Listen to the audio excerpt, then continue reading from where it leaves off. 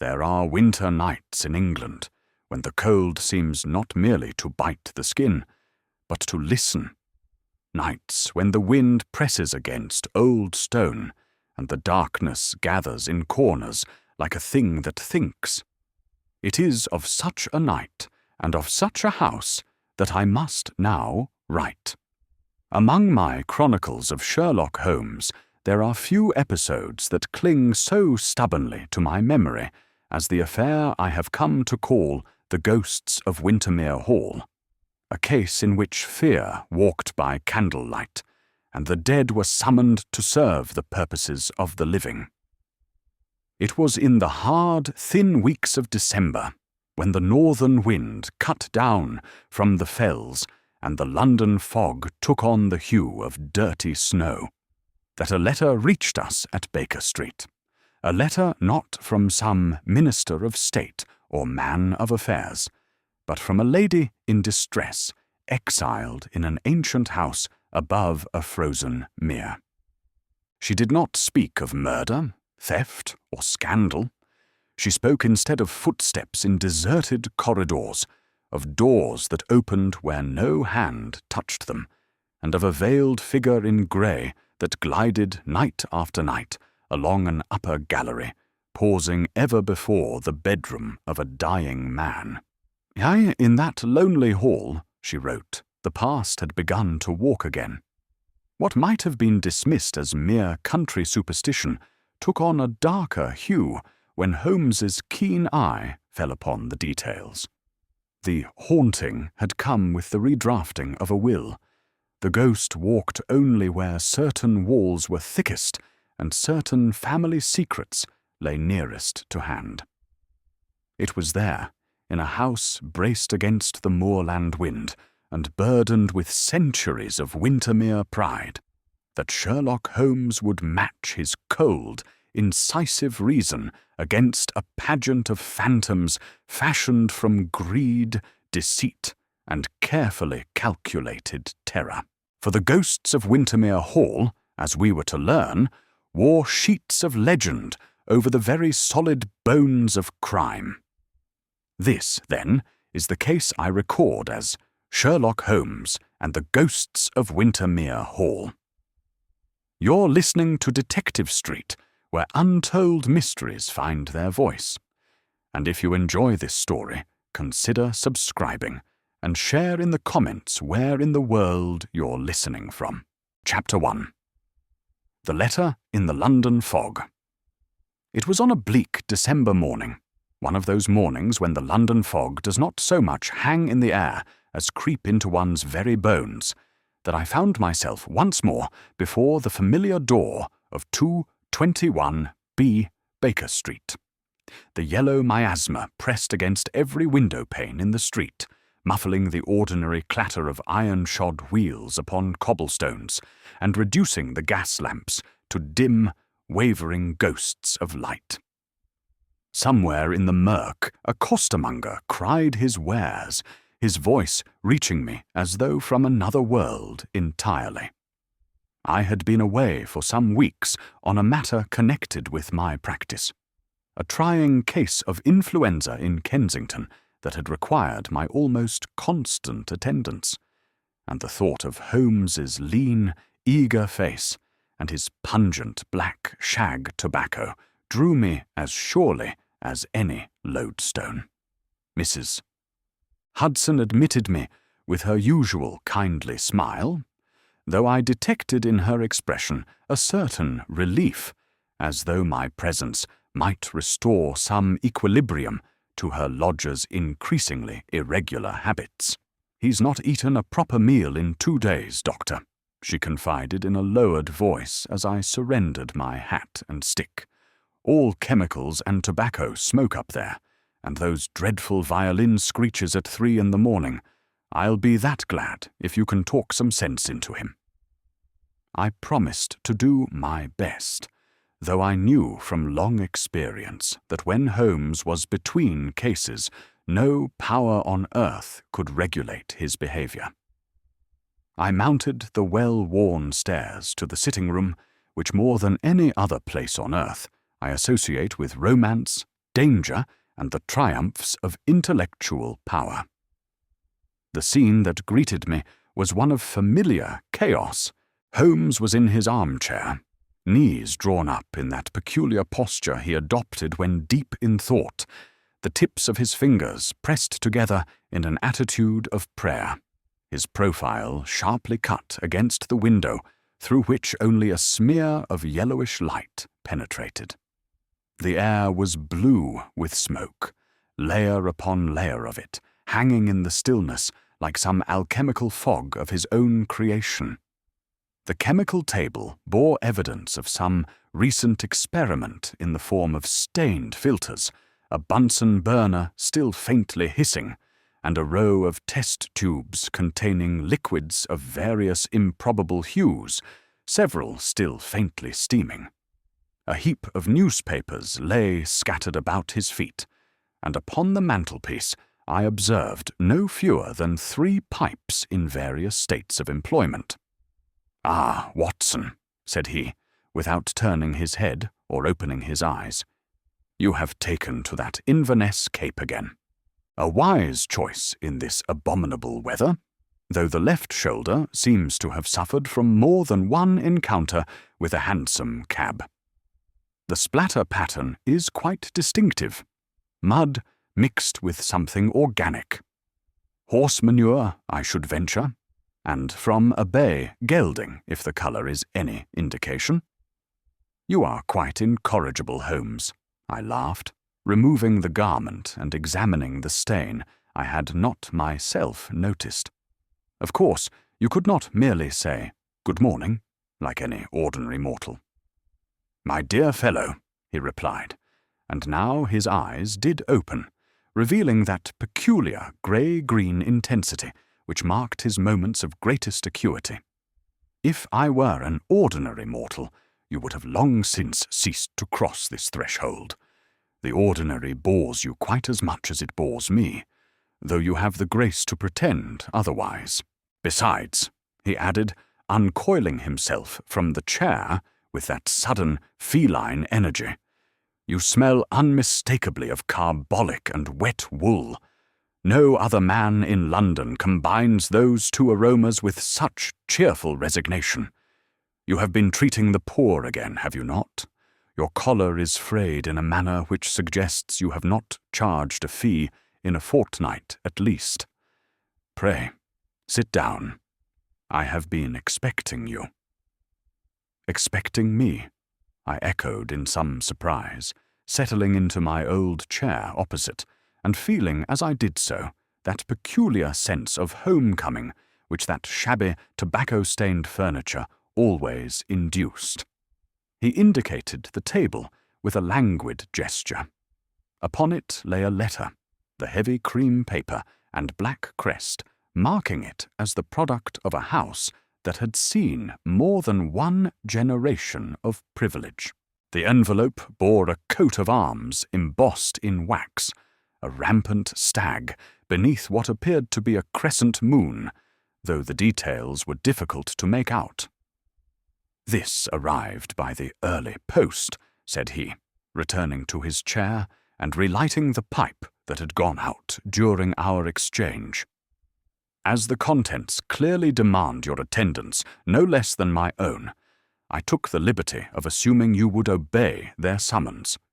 You see, I continue to make free with your time, though I have no longer the right to command it.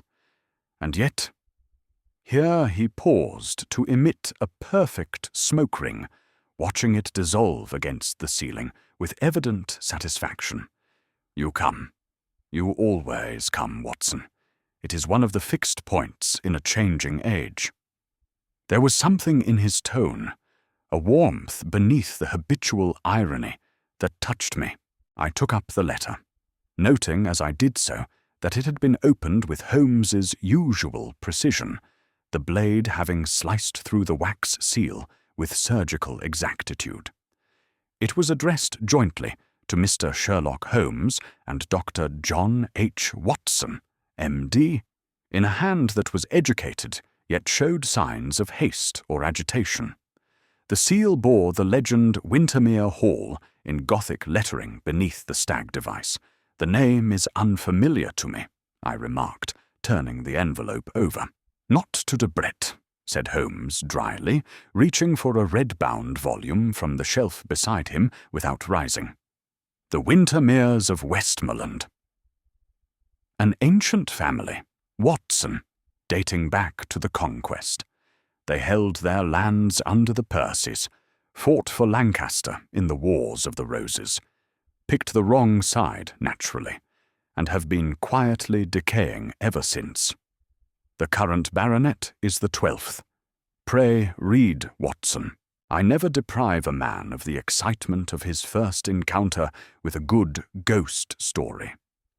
"A ghost story," I repeated, my curiosity now thoroughly aroused. "The envelope exudes it," he murmured, settling back with the half-closed eyes. "Note the tremor of the handwriting, particularly in the formation of the capital letters. Classic signs of nervous agitation, probably worse at night, when the hand is tired and control weakens. The paper, though of good quality, shows evidence of having been handled repeatedly before posting, suggesting indecision or anxiety. I predict a haunted house, an ailing baronet, and an heir with a stained reputation. At least 2 of the 3. I shall be disappointed if I am wrong." I broke the seal and read aloud, my voice falling naturally into the rhythm of formal correspondence. "Mr. Sherlock Holmes and Dr. John Watson, 221B Baker Street, London. Dear Sirs, I write to you in circumstances of considerable distress, though I hardly know how to frame my appeal without inviting ridicule or disbelief. I am not myself a woman given to fancy or superstition, having been raised in a household that valued reason and empirical observation. My late father was a physician in Sussex, and I flatter myself that I inherited something of his scientific temperament." "Ah," Holmes interjected softly. "She anticipates our skepticism. A promising beginning. Continue." "For the past several months, however, events have transpired within my husband's ancestral home which have shaken my confidence in the rational order of the world. Sir Rupert Wintermere, my husband, is a man of proud disposition and failing health, a combination that has rendered him peculiarly vulnerable to the phenomena I am about to describe. The disturbances began in late September, shortly after the first frost. At first they were subtle, the sound of footsteps in the upper gallery when all the household was accounted for below. Doors found standing open at dawn, which had been firmly locked at dusk. Cold draughts that swept through rooms where every window was secured. We attributed these occurrences to the settling of an old house, to mice in the wainscoting, to any of a dozen prosaic explanations.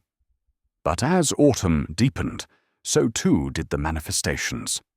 Servants began to report seeing a tall figure, robed in grey, moving along the corridor outside Sir Rupert's bedchamber, always at the same hour, between midnight and 1 in the morning, always in the same manner, gliding rather than walking, silent as shadow, and always accompanied by a faint, unearthly light that seemed to emanate from the head and hands. My husband, whose nerves were already strained by ill health and the burdens of the estate, became convinced that this apparition was the Grey Lady of Wintermere, a legendary figure in our family history, said to appear when some great wrong is being done or contemplated. The effect upon his constitution has been catastrophic. He suffers from heart palpitations, cannot sleep, and has twice been found insensible after encountering this phantom. Mr. Holmes, I am not asking you to believe in ghosts. Indeed, my rational mind rebels against the very notion. But I am asking you to come to Wintermere Hall and investigate these occurrences. If there is a natural explanation, and I desperately hope there is, then you are the one man in England who can discover it. If, on the other hand, we are dealing with something beyond nature, then at least your presence may lend us some protection. I must confess that Sir Rupert knows nothing of this letter. His pride would never permit him to solicit outside assistance.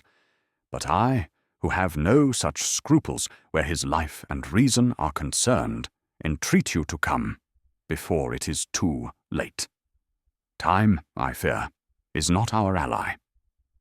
I remain, gentlemen, your most anxious and hopeful correspondent, Lady Alice Wintermere, Wintermere Hall, Westmorland. I should mention that my husband has been contemplating changes to his will, a matter that has caused considerable tension within the household.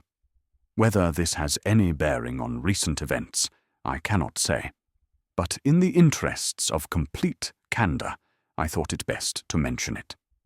I laid the letter down upon my knee and looked across at Holmes.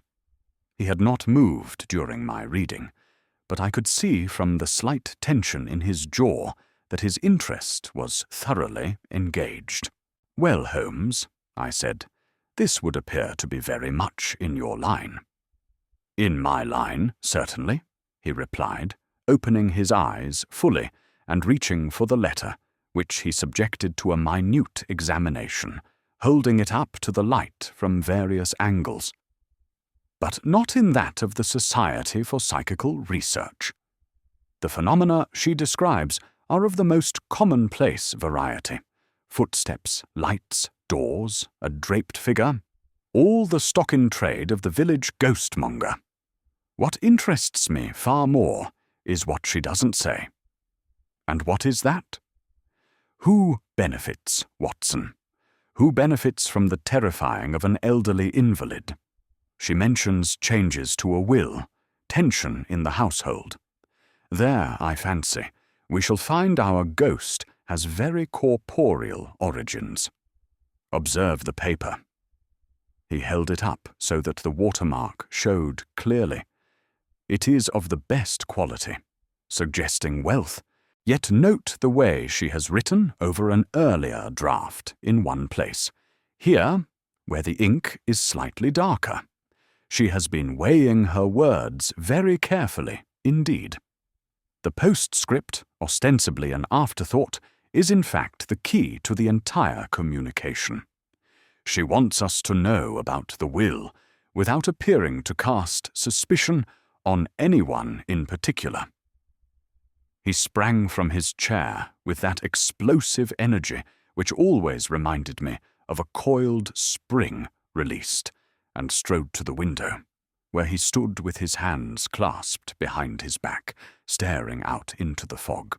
The question, as always, is not what is seen, but who benefits from the seeing of it.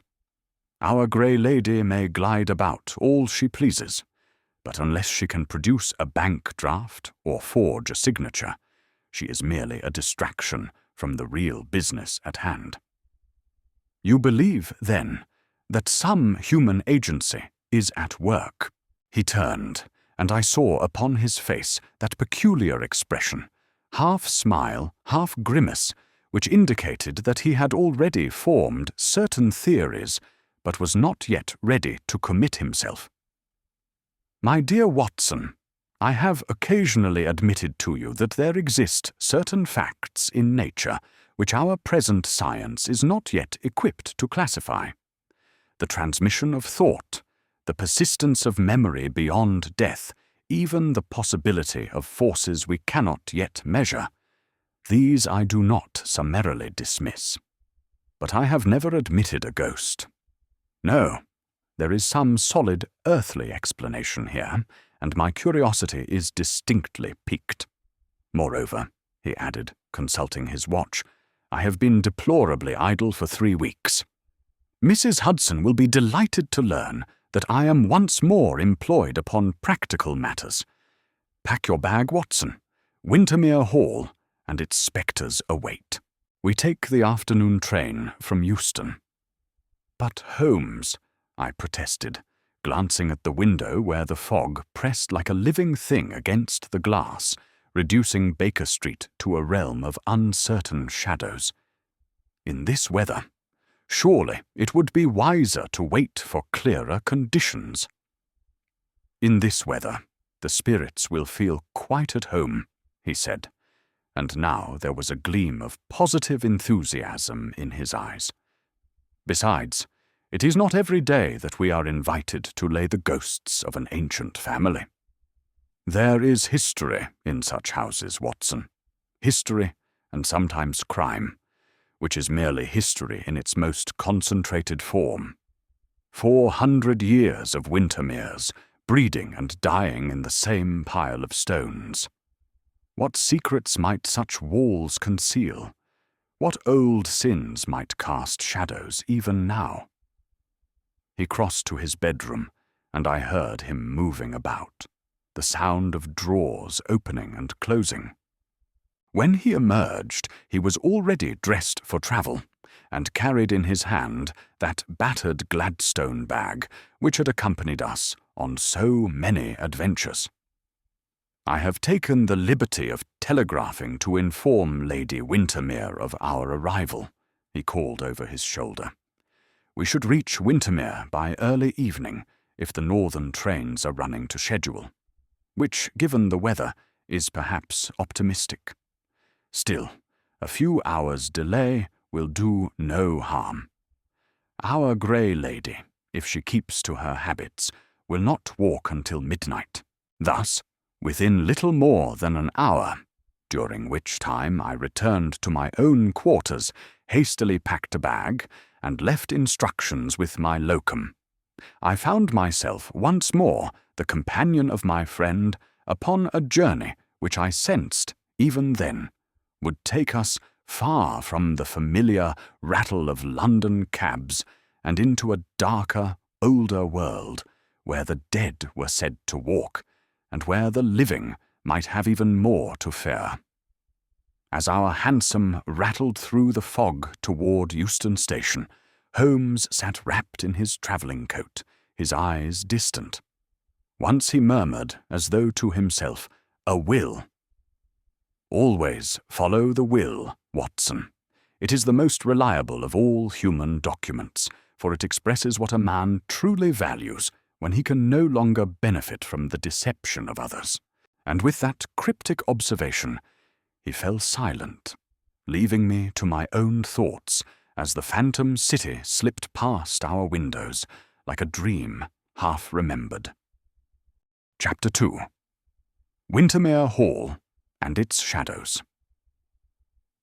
Our journey north was a long one, and before we reached our destination, the pale winter daylight had narrowed to a cold ribbon along the horizon, thin and red as a wound. The transformation of the landscape through the carriage window was remarkable, a gradual shedding of civilization's comfortable accoutrements as we rattled ever deeper into the wild heart of England. At first, we passed through the industrial districts north of London, where factory chimneys rose like a forest of blackened trees, belching their smoke into an already murky sky. Then came the market towns with their church spires and modest stations, each one smaller and more remote than the last. By mid-afternoon, we had left behind the last vestiges of suburban sprawl, and the countryside opened before us in all its winter severity. Fields lay under a thin crust of snow, the furrows showing through in parallel lines of black earth. Hedgerows stood skeletal against the lowering sky, their branches stripped bare by frost. Here and there the land rose into low, rugged hills that hinted at wilder country beyond, the beginning of that great spine of moorland that runs like a backbone through the north of England. Occasionally we passed a lonely farmhouse, its windows already glowing with lamplight, though it was barely 4 o'clock, or glimpsed a shepherd driving his flock across the frozen fields, his dog a black arrow darting among the dirty white bodies. Holmes sat opposite me, his lean figure wrapped in his travelling rug, the brim of his black hat pulled low over his brow.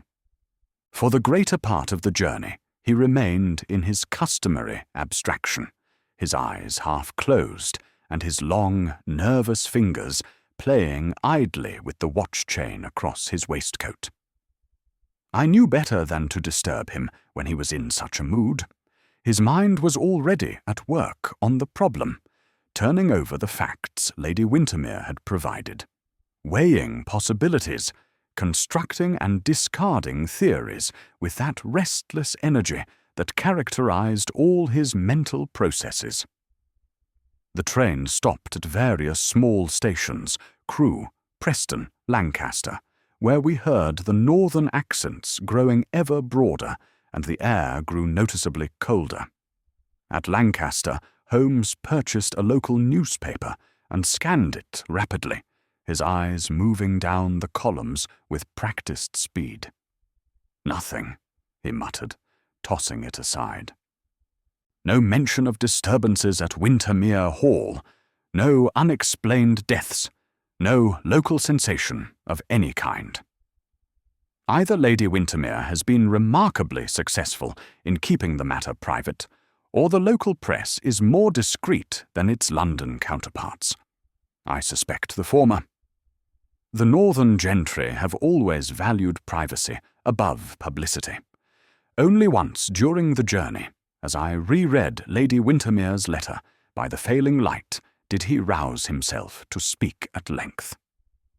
"Observe, Watson," said he, tapping the paper with one long finger, "that the disturbances began some months past, specifically in late September, she says, and increased as Sir Rupert's health declined. A convenient correlation, is it not? You think someone is deliberately preying upon his fears? I think nothing. I merely note the alignment of facts. Facts, Watson, are like the pieces of a mosaic. Individually, they may mean little, but arrange them in the proper pattern, and a picture emerges. Consider what we know. An elderly baronet in failing health, a will under revision, a household in tension, and a ghost that walks at midnight. Each fact alone is unremarkable. Together, they suggest a narrative. Of murder? Of something. Whether murder or merely manipulation remains to be seen. Also, he continued, warming to his theme as he always did when analyzing a problem, Our Lady mentions that Wintermere Hall is burdened with old tales of treachery and blood. The Grey Lady herself is said to have been wronged by a Wintermere ancestor centuries ago. We shall do well to acquaint ourselves with those tales. Folklore, Watson, properly sifted, is sometimes only a clumsy record of very tangible realities. A legend of betrayal may conceal an actual crime. A ghost story may be the distorted memory of a murder. You place great faith in local legends, then? Not faith. Attention. I neither believe nor disbelieve them, but I recognize that legends persist because they serve a purpose. They warn, they explain, they justify. In this case, the legend of the Grey Lady provides excellent cover for anyone wishing to terrorize Sir Rupert without arousing immediate suspicion. After all, if everyone expects to see a ghost, who will think to look for the man in the sheet? By the time we reached the small station of Wintermere, a tiny hamlet consisting of little more than the station itself, an inn and a few cottages, night had fallen outright with that sudden completeness that characterizes December in the north. The cold struck through my overcoat the moment we stepped onto the platform, a cutting wind that seemed to knife its way between the very fibers of the cloth. My breath plumed white in the air, and I was grateful for the muffler I had thought to bring. A tall groom in dark livery approached immediately, doffing his cap. He was a broad-shouldered young man with the ruddy complexion of one who spends his life outdoors, and he carried himself with the quiet competence of a trusted servant. "Mr. Holmes and Dr. Watson, sir." "Her ladyship's carriage is waiting." He led us to where a closed carriage stood, its lamps already lit, 2 bay horses stamping and tossing their heads in the cold. Their breath rose in clouds, and I could see that they had been covered with blankets which the groom now removed before handing them to a boy who had appeared from somewhere in the darkness. The interior of the carriage was warm. A foot warmer had been provided, and as we settled ourselves and the door closed upon us, I felt both comfort and a strange sense of foreboding. We were leaving behind the world of railways and telegraphs, entering a realm where older rules might still apply. We were soon bowling along a road bordered by low stone walls, the iron-shod wheels crunching over frozen ruts. The lamps threw a wavering light on the snow-dusted verges, and once I glimpsed the eyes of some nocturnal creature, a fox, perhaps, gleaming green in the darkness before it vanished. The way was lonely. We passed no other vehicles, saw no lights save those of our own carriage. Presently the land fell away on one side, and through the carriage window I glimpsed, in the uncertain light of the rising moon, a dark, glimmering sheet of water, the mere from which both the district and the family took their name.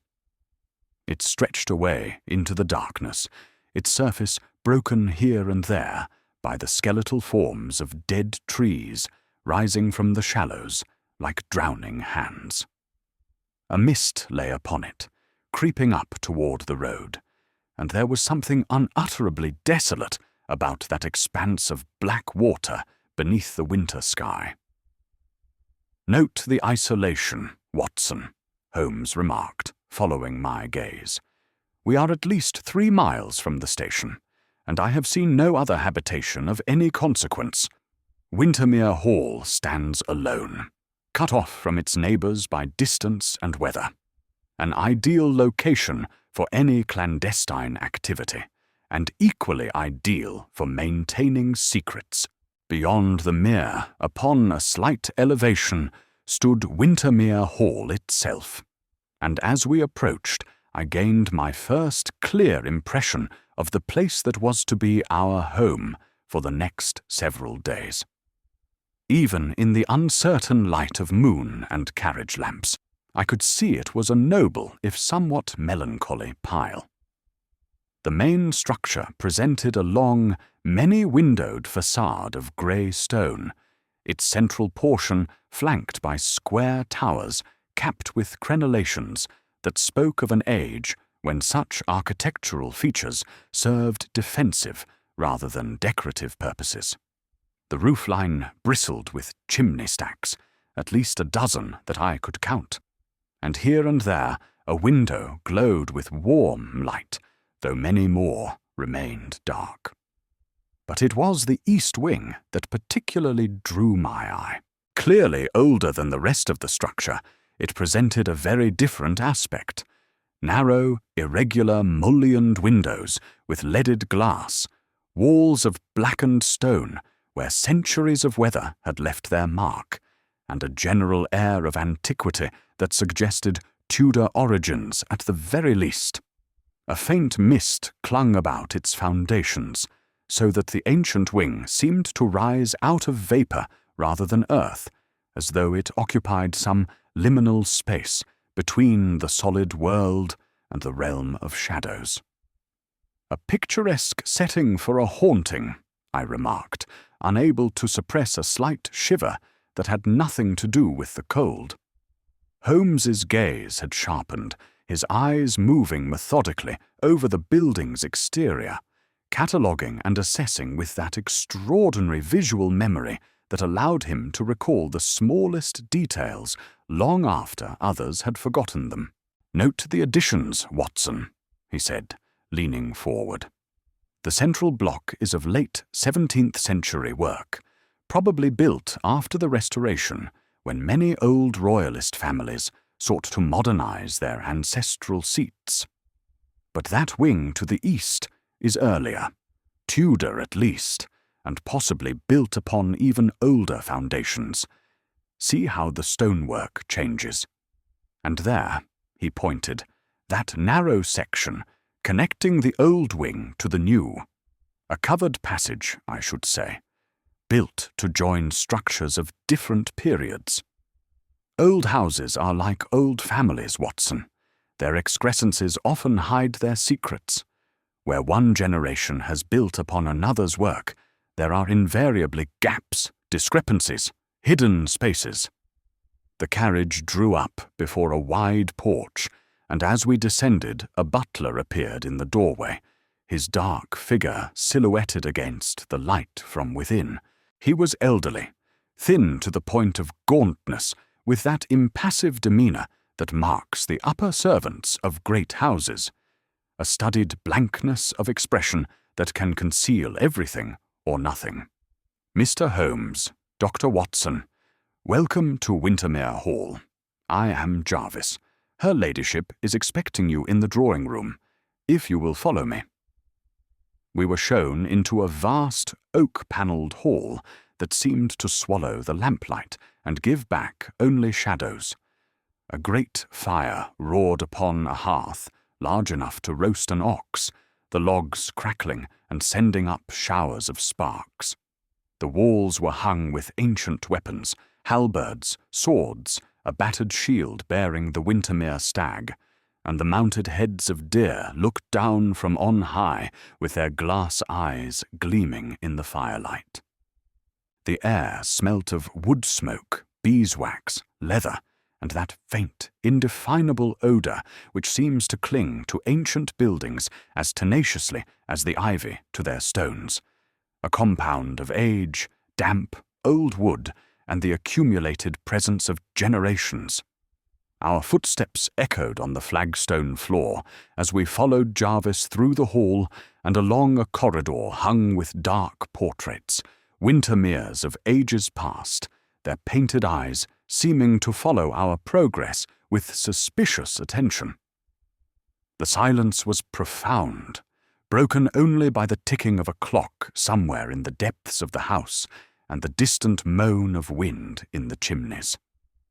Lady Alice Wintermere came forward to greet us as we entered the drawing-room, a more comfortable apartment than the great hall, though still dominated by the family's presence in the form of more portraits and ancient furniture. A good fire burned here too, and lamps had been lit, creating an island of warmth and light in the surrounding darkness. She was a woman of perhaps 30 years, with fair hair drawn back in the simple fashion of a gentlewoman who valued sense over vanity. Her dress was plain but well made, and she wore no jewellery save her wedding band and a small locket at her throat. But it was her eyes that held my attention, blue and candid, the eyes of an honest woman, yet shadowed with an anxiety that ran deeper than mere worry. Here was a woman, I thought, who had known fear and was struggling to master it. "Mr. Holmes, Dr. Watson, I cannot tell you how grateful I am that you have come," she said, extending her hand to each of us in turn. Her grip was firm despite the evident strain she was under. "We are much troubled in this house, and your presence alone brings me some measure of relief."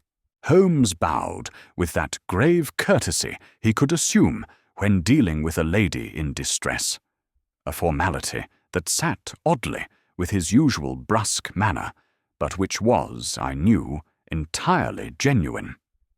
"You are kind to say so, Lady Wintermere," he replied.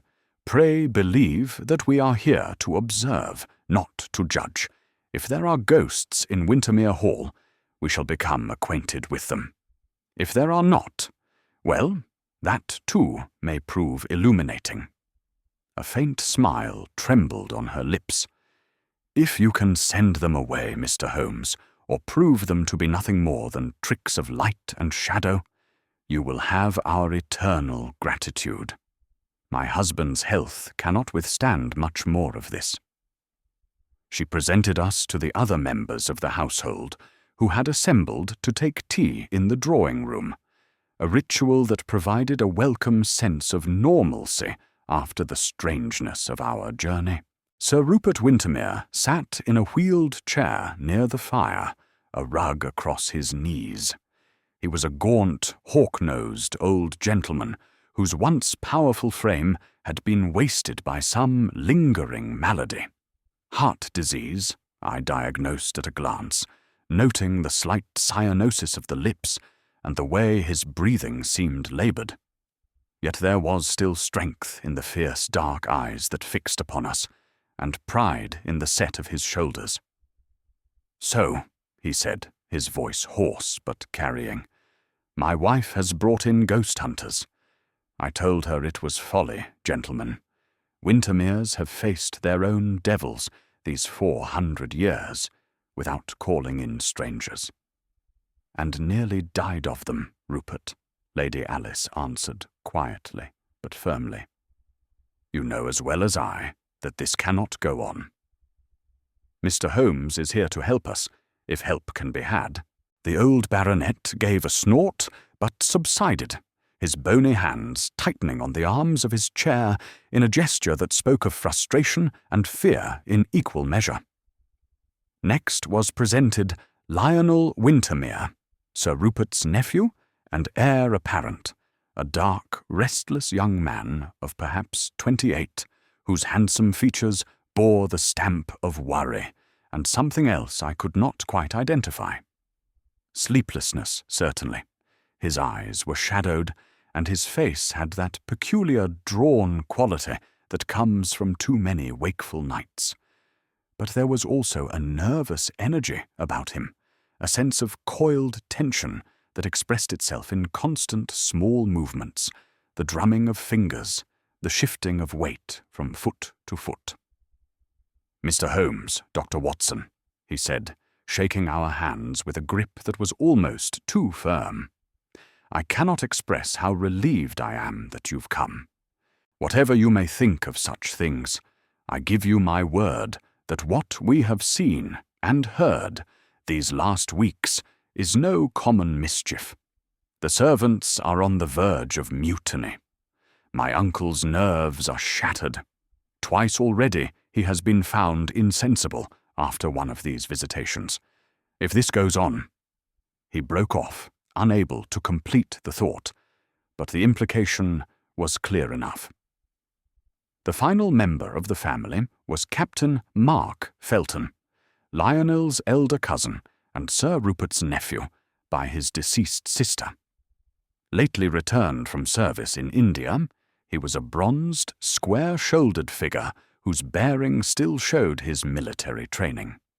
He wore tweeds rather than uniform, but he moved with a soldier's precision, and his handshake was brief and firm. Yet despite his free manner, or perhaps because of it, there was something about him that struck a false note. A certain hardness about the eyes, perhaps, or a quality in his smile that did not quite reach those eyes. I found myself wondering what service in India had made of this man, and whether it had changed him, or merely revealed qualities that had always been present. "Delighted to meet you, Mr. Holmes," he said, with an easiness that seemed studied. "I've followed some of your cases in the papers. That business with the speckled band, capital work, if I may say so, though I confess I never thought I'd find myself in need of your services. Ghost-laying isn't quite the same as detective work, eh?" "Is it not?" Holmes replied mildly. "I have often thought the two pursuits remarkably similar. In both cases, one seeks to reveal what is hidden, to give substance to shadows. The methods are identical. Only the expected results differ." There were also the senior servants, who had been presented more briefly. Mrs. Pritchard, the housekeeper, a stout, dour woman of perhaps 50, dressed in rusty black, with iron-grey hair and an air of rigid respectability that immediately put me in mind of a prison warden, and Mr. Jonas Hales, the estate steward, a lean, watchful man with a pale, clean-shaven face, thinning dark hair, and lips that seldom parted in anything resembling a smile. He had the look of a man who counted every penny twice and begrudged the spending of each one, and his eyes, I noticed, were never still, constantly darting about as though inventorying everything in sight. When the introductions were complete and we had been provided with tea and sandwiches, for which I was deeply grateful after our long journey, Holmes cleared his throat and addressed the company in his most matter-of-fact manner. "I understand," he said, setting down his cup, "that you have been much disturbed of late by certain nocturnal manifestations. If I am to be of any assistance, I must know exactly what has occurred, leaving out no detail, however trivial it may seem. Lady Wintermere's letter provided an outline, but I require the full picture." At once a hush fell upon the company, as though his words had invoked the very spectre they feared. Sir Rupert's hands tightened on the arms of his chair, the knuckles showing white.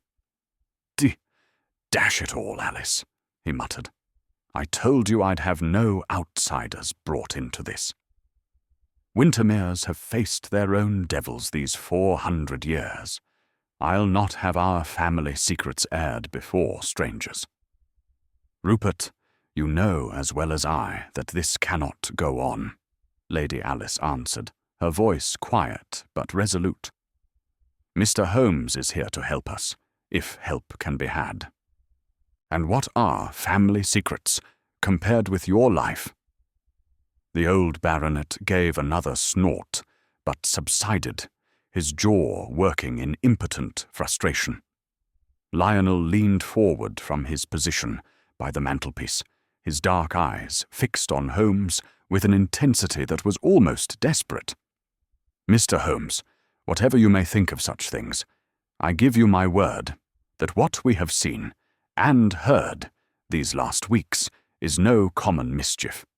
It is not hysteria, nor mass delusion, nor any of the fashionable explanations. Something walks the upper corridor of this house, and it has nearly killed my uncle more than once. The servants are on the verge of deserting us entirely. We've already lost 2 maids and a footman. If this goes on, I fear we shall lose not only our staff, but my uncle's life as well."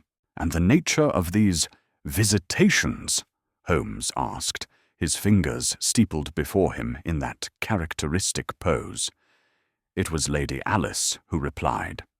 She had composed herself, sitting very straight in her chair, and spoke in low, steady tones that gave her words all the more weight for their calmness. "They began, as I wrote to you, in late September. At first, it was merely sounds, footsteps in the upper corridor, when all the household was accounted for elsewhere. Not the creaking of old boards, which we are all accustomed to, but distinct, measured treads, as of someone walking with purpose. Then doors began to be found standing open, doors that had been locked the night before. Sir Rupert's sitting room in particular. The key would still be in the lock on the outside, turned, yet the door would be standing wide when the servants came in the morning." "Which servants discovered this?" Holmes interjected. "Usually Jarvis or Mary, the upstairs maid. Sometimes Sir Rupert himself, when he woke in the night." "Continue, if you please." Lady Alice drew a breath, and I saw her hands tighten in her lap. Then came the cold. A draught that swept through the upper rooms, a bitter, penetrating cold that seemed to have no source. We checked every window, every crack in the walls. All were secure. Yet the cold persisted, and with it came a sense of presence, as though something were there, watching. A subjective impression, Holmes observed, but noted. What next? The figure itself, she said, and her voice dropped almost to a whisper. The Grey Lady of Wintermere. The first to see her was Mrs. Pritchard, about 6 weeks ago. She was laying out Sir Rupert's night things when she glanced up and saw, through the open door into the corridor, a tall shape in flowing grey garments. She cried out, and it vanished. Mrs. Pritchard, who had been standing near the door, spoke up in a voice that trembled despite its firmness. "Begging your pardon, Mr. Holmes, but I know what I saw." It was no trick of the light, no shadow. A woman, or the shape of one, tall and veiled, with garments that seemed to move, though there was no wind. And there was a glow about the head and hands, like nothing of this earth. I've served in this house 30 years, sir, and I've never been one for fancies. But what I saw that night— She broke off, pressing her lips together firmly, as though to prevent any further unseemly display of emotion. "You saw the figure through an open doorway?" Holmes asked. "At what distance?" "Perhaps 20 feet, sir. In the gallery outside Sir Rupert's chamber." "And the illumination?" "There was a single candle in the bedroom, sir, and another on a bracket in the corridor, kept burning through the night, as is the custom. Not bright, but sufficient to see by." "Excellent. Pray continue, Lady Wintermere." "After that first sighting, the appearances became more frequent. Lionel saw the figure one night when he went to check on his uncle. Then James, the footman. He left our service the following day, refusing to stay another night in the house. Sir Rupert himself encountered the apparition 3 times. She glanced at her husband, who sat rigid in his chair, his face a mask of barely controlled emotion. "The 3rd time," she continued, her voice barely audible now, "was the worst. It was just after midnight. Sir Rupert had rung for his manservant, complaining of chest pains. As I came from my room to see what was amiss, I saw it myself, standing in the gallery, perhaps 10 paces from Sir Rupert's door.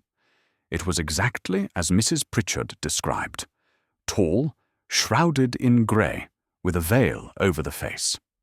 And as I watched, as God is my witness, Mr. Holmes, it raised one arm slowly and pointed directly at Sir Rupert's door.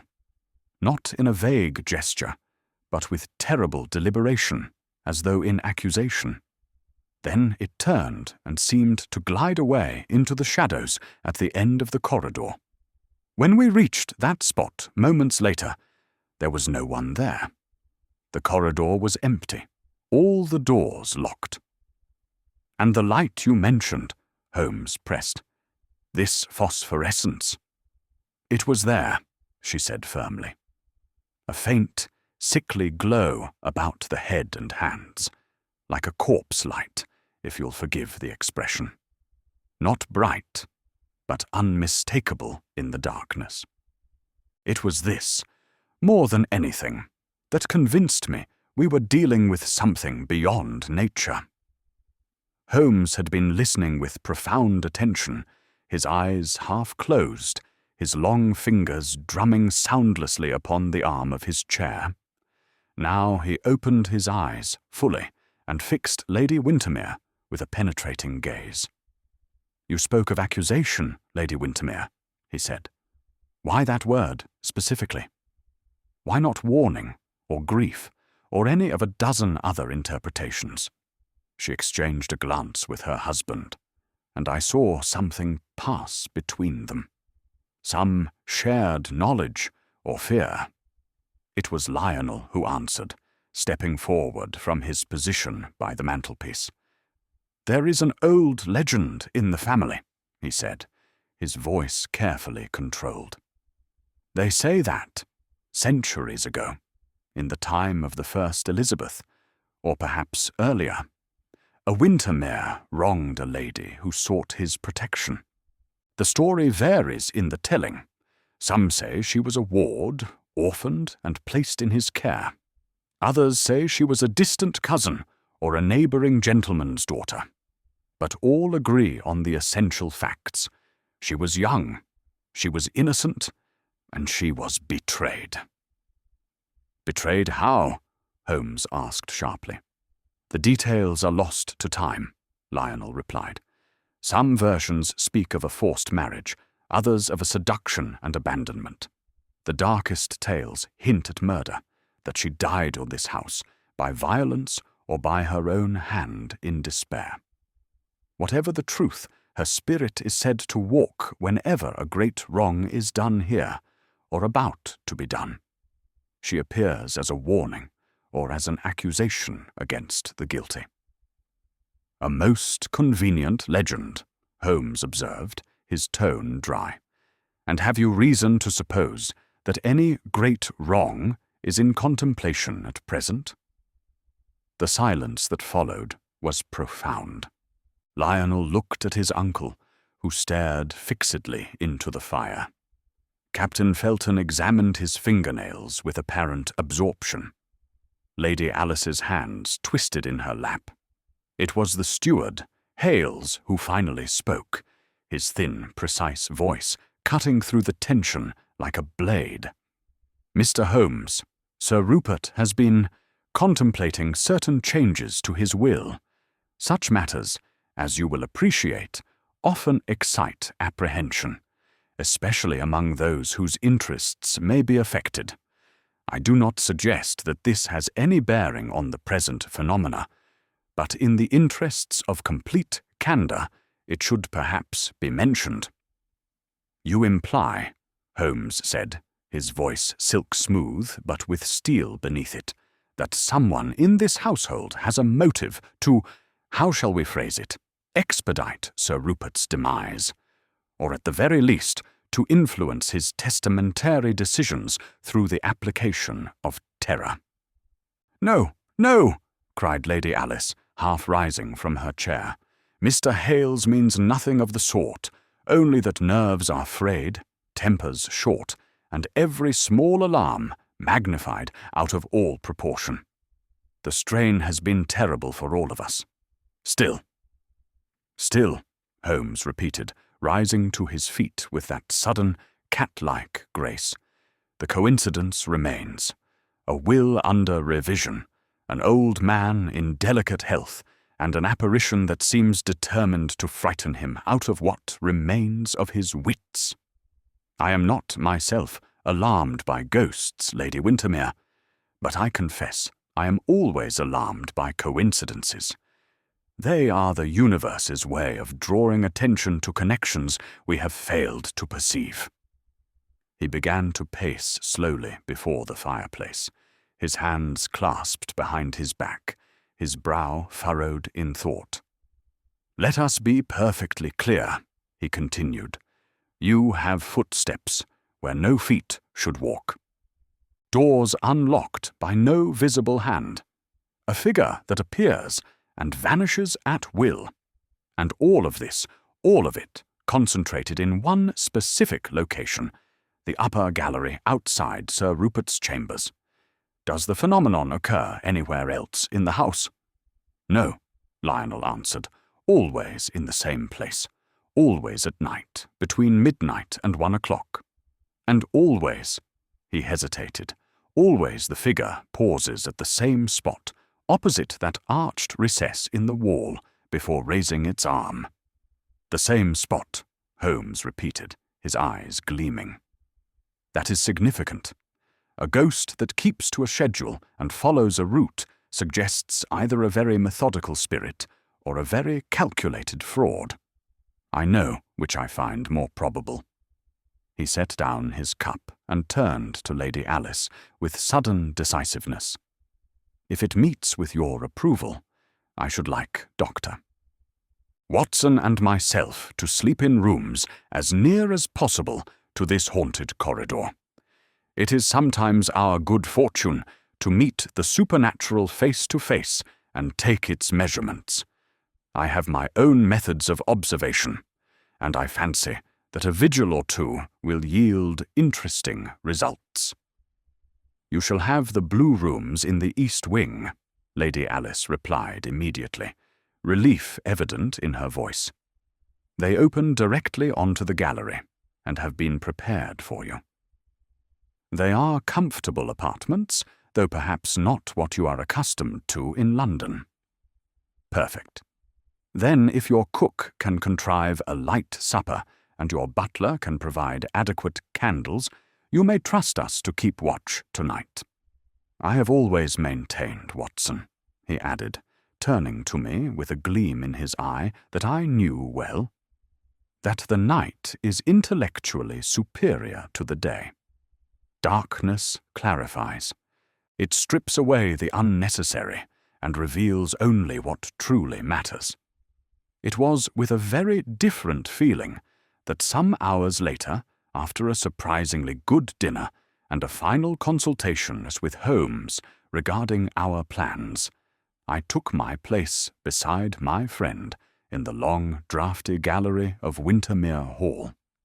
We had spent the intervening time profitably. While the household dined, Holmes had conducted a preliminary examination of the upper floor, mapping distances, testing doors, examining windows, and making copious notes in his pocketbook. I had accompanied him, lantern in hand, as he prowled like some great hunting cat through the shadowed corridors. The east wing, where the manifestations occurred, was markedly different from the more modern portions of the house. The corridor was narrow, perhaps 6 feet wide, with a low, beamed ceiling from which hung a single lamp bracket at intervals. The floor was of ancient oak, dark with age and wear, covered here and there with strips of worn carpet. The walls were panelled in the same dark wood, carved with linen-fold patterns that might have been beautiful once, but were now merely austere. Portraits hung at intervals, more Wintermeres, their faces stern and unforgiving in the lamplight. About halfway along the gallery was the arched recess Lady Wintermere had mentioned, a narrow alcove, perhaps 3 feet deep, containing a shuttered window. The stonework here was visible, the original medieval wall showing through where the later panelling had been cut away to accommodate it. "Note this, Watson," Holmes had said, running his fingers along the edge of the panelling. "The wood here is scored, faint marks, barely visible, but present nonetheless. Something has rubbed against this edge repeatedly. The wear pattern suggests contact at approximately shoulder height for a tall person, and observe the floor directly before the recess." I bent down with the lantern. The ancient boards showed signs of greater wear than elsewhere in the corridor, a slight depression where countless feet had stood. "Someone has stood here often," I observed, "or something has been placed here often," Holmes corrected. "A piece of furniture, perhaps, but we shall see. Come, let us examine Sir Rupert's chambers." The baronet's suite consisted of a large bedroom, a smaller sitting room, and a dressing room, all opening off the gallery. Holmes inspected each with minute attention, testing the windows, examining the locks, even crawling beneath the bed to inspect the floorboards. In the sitting room, he discovered what particularly interested him: a bell pull that communicated with the servants' quarters below. "This rope," he said, tugging it experimentally, "passes through the wall here and descends to the kitchen regions. A standard enough arrangement. But observe, Watson, the rope shows signs of recent fraying, just here, where it passes through the porcelain guide. And there are marks on the guide itself, as though something has rubbed against it with some force. Could not that be from normal use? Possibly. But note the direction of the wear. It is not consistent with the rope being pulled downward, as would happen in normal use, but rather with it being agitated laterally, side to side. Most curious. Now, as midnight approached, we sat in the gallery itself, keeping our vigil. The lamps had been turned low, as was the custom, leaving only enough light to see by. The household had retired. We had heard the various doors closing, the murmur of voices dying away, the creak of beds receiving their burdens. Now there was only silence, broken occasionally by the sounds that old houses make in the night, the tick of the long case clock in the hall below, the sigh of wind in the chimneys, the faint scratch of some small creature in the wainscoting. Holmes sat motionless in a high-backed chair he had positioned opposite Sir Rupert's door, at an angle that gave him a view of the entire gallery in both directions. He had changed into dark clothing, and sat now like a shadow among shadows, only his eyes moving, alert and watchful. At his feet, I now noticed, lay a small folded rug, placed snug against the skirting board, directly before where the grey lady was said to halt. Its purpose I did not immediately understand, but I knew Holmes well enough not to question his methods. I myself was positioned somewhat to the side, in a chair drawn back into the deeper shadow of a doorway, my service revolver in my pocket, and my nerves strung to a higher pitch than I cared to admit. There is something particularly oppressive about waiting in darkness for something one half believes cannot exist, and yet fears may be all too real. The clock below struck 11. The sound seemed to echo through the empty house, each note distinct and separate. Then silence returned, deeper than before. 11:30 came and went. I found my thoughts wandering to the comfortable rooms below, to warm beds and the oblivion of sleep. My eyes felt heavy. I blinked rapidly to clear them, and then, just as the clock began its measured announcement of midnight, I heard it. A faint sound, distant but distinct, like the soft fall of a footstep on thick carpet. Holmes's hand, light as a feather, touched my sleeve in warning. I froze, every sense suddenly alert. The sound came again, closer now. A slow, measured tread, regular as a heartbeat, approaching along the corridor from the direction of the old tower. Not the creaking of boards, but the distinct sound of someone walking, though the tread was oddly muffled, as though the walker moved with extreme care or wore some covering on their feet. The candle flame on its bracket began to flicker wildly, although I could feel no draught. The temperature seemed to drop suddenly, or was that merely my imagination? My breath plumed white in the air before me. "Steady, Watson," Holmes breathed, so softly I almost missed it. "Observe everything. The smallest detail may prove crucial." The footsteps grew louder, and then, at the far end of the gallery, where the darkness was deepest, I saw movement. I shall not easily forget that first impression. A tall, grey figure, swathed from head to foot in flowing draperies that seemed to move of their own accord, gliding rather than walking along the gallery toward us.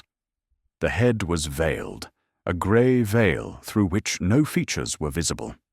The arms hung close to the sides, the hands concealed in the folds of the garment. It moved with an unnatural smoothness, as though its feet did not quite touch the floor, and as it came closer, I could see what Lady Wintermere had described. a faint, sickly luminescence about the shrouded head, and where the hands should be. Not bright, but unmistakable in the darkness, a greenish-white glow like that of rotting wood or phosphorescent fungus. My heart hammered in my chest. My rational mind rebelled against the evidence of my eyes, insisting this must be trickery, illusion, a play of light and shadow. Yet the figure continued its inexorable approach, solid and three-dimensional, casting a faint shadow of its own in the candlelight. It came on until it reached the spot opposite the arched recess, perhaps 10 paces from where we sat in frozen attention. There it halted, and slowly, with dreadful silent deliberation, raised one arm from beneath its draperies and pointed directly at Sir Rupert's door. The gesture held accusation, menace, judgment, all the terrible weight of some unspeakable wrong demanding retribution. The pointing arm was rigid, the hand glowing with that corpse light, and in the perfect silence that followed, I heard my own blood rushing in my ears. "Holmes," I whispered hoarsely, unable to contain myself, "do you see?" But even as I spoke, my friend had risen noiselessly to his feet, his tall form unfolding from the shadows with predatory grace. For one instant the spectral figure remained motionless, its arm still extended. Then it turned, as if suddenly aware of our presence, and the veil seemed to turn toward us. At that same moment, a board beneath the figure's feet creaked sharply, an ordinary, everyday sound that seemed jarringly out of place in that scene of Gothic terror. And I was aware of something else, a faint, metallic clink as of chain upon chain, or metal scraping against metal, carried to us on the draught that had sprung up from nowhere. Holmes took one swift step forward, his hand reaching out. My own hand flew to my revolver, drawing it from my pocket. "Stand where you are," I cried. But the corridor was empty. The grey lady had vanished as though the darkness had swallowed her whole, simply ceased to exist between one heartbeat and the next. Where she had stood there was nothing but shadows and the faint wisp of something that might have been smoke or might have been merely the disturbance in the air caused by rapid movement. We stood listening, every sense alert. From beyond Sir Rupert's door came the sudden sound of a bell being pulled violently. Once, twice, 3 times in rapid succession, followed by confused voices and the scurry of feet on the servants' stairs. Somewhere in the house below, a dog began to bark wildly, its voice rising in panic. Holmes knelt suddenly beside the spot where the figure had stood, and ran his long fingers along the edge of the folded rug at his feet. When he rose, I saw by the candlelight that there was a strange intensity in his eyes, the look of a hound that has caught the scent. "Come, Watson," he said quietly, but with an undercurrent of excitement I knew well. "Our ghost walks upon solid wood, and solid wood leaves its mark. Bring the light closer. Yes, there. Do you see?" I bent with the candle. On the rug's surface, where Holmes had apparently sprinkled some fine white powder, flour or perhaps ash, there was a distinct impression. The partial print of a boot heel, and a most interesting one. The heel showed a peculiar notch on one side, as though a piece had been chipped away or worn down unevenly. "A ghost in boots, Watson," Holmes murmured with grim satisfaction. "How very substantial, and unless I am much mistaken. But we shall see. The night is young yet, and Wintermere's ghosts are, I fear, very human ones." As if to punctuate his words, Sir Rupert's door burst open, and Lionel appeared, his face pale, a candlestick in his trembling hand. Mr. Holmes, thank God you're here. My uncle, he's had another attack. He swears the Grey Lady was at his very door, that he heard her footsteps, saw the glow beneath the door crack. He's calling for the priest, saying he's cursed, that the family sins have come home at last. For pity's sake, what did you see? Holmes laid a steadying hand on the young man's shoulder.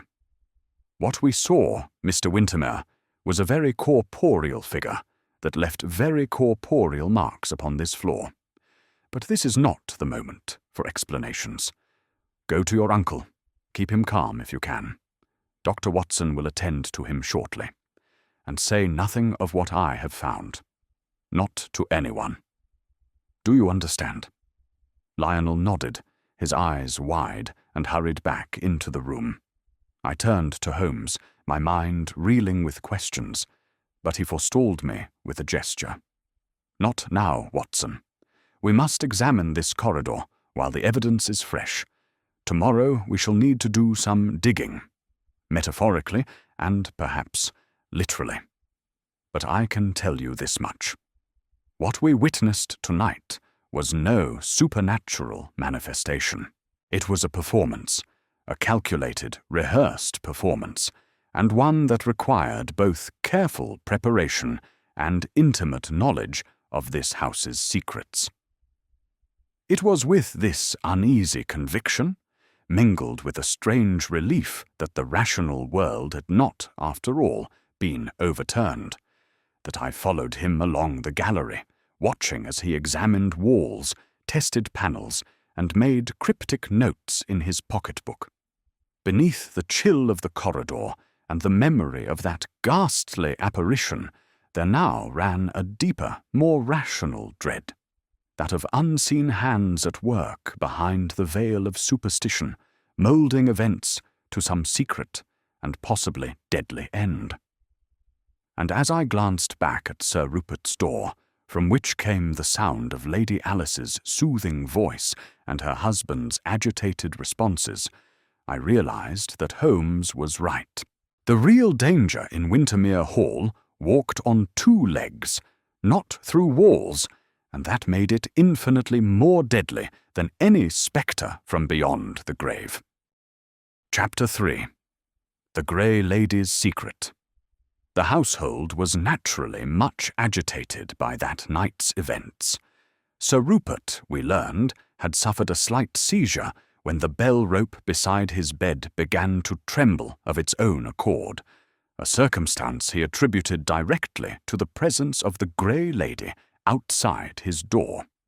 His manservant had found him sitting bolt upright, his eyes staring, the words, "She is come for me," on his lips. It was only after a strong draught and the application of hot flannels that he was restored.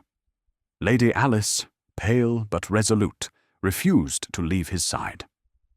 Lionel paced the drawing-room like a caged animal, his nerves at breaking point. Captain Felton alone maintained an outward composure, though I did not fail to notice how his jaw clenched when Holmes, with studied casualness, inquired as to his uncle's testamentary intentions. "You are his nearest heir, I understand," Holmes remarked. "By blood, yes," Felton answered, though the law is a flexible creature when wills are concerned. "My cousin Lionel, here, enjoys my uncle's fullest favour, and if the old man sees fit to leave Wintermere to him, or to the local cat's home for that matter, I have no legal ground for complaint. Still, I confess I should regret to see the place go out of the direct line." Lionel flushed. "You know very well, Mark, that my uncle's only wish is to do justice." "Justice," Felton echoed, with a faint smile. An awkward word in a family where ancient sins are apparently still drawing interest. Holmes allowed these barbed exchanges to pass without comment. His interest lay elsewhere. The following morning I found him already at work, prowling the haunted gallery, with his shoulders hunched and his head thrust forward like a hound following a scent. The rug he had placed the previous night now lay turned back, revealing the bare boards beneath. Upon these, close to the skirting board and partly obscured by the rug's edge, I saw a faint smudge, a blurred impression of something that had disturbed a fine dusting of white powder. "You recognize my old trick of the ash, Watson?" he said. "It has lost none of its utility." Our visitor last night passed this way, and you will observe that the impression is not that of a ghost. I bent closer. The mark was indistinct, but I could trace the outline of a boot heel with a peculiar notch upon one side.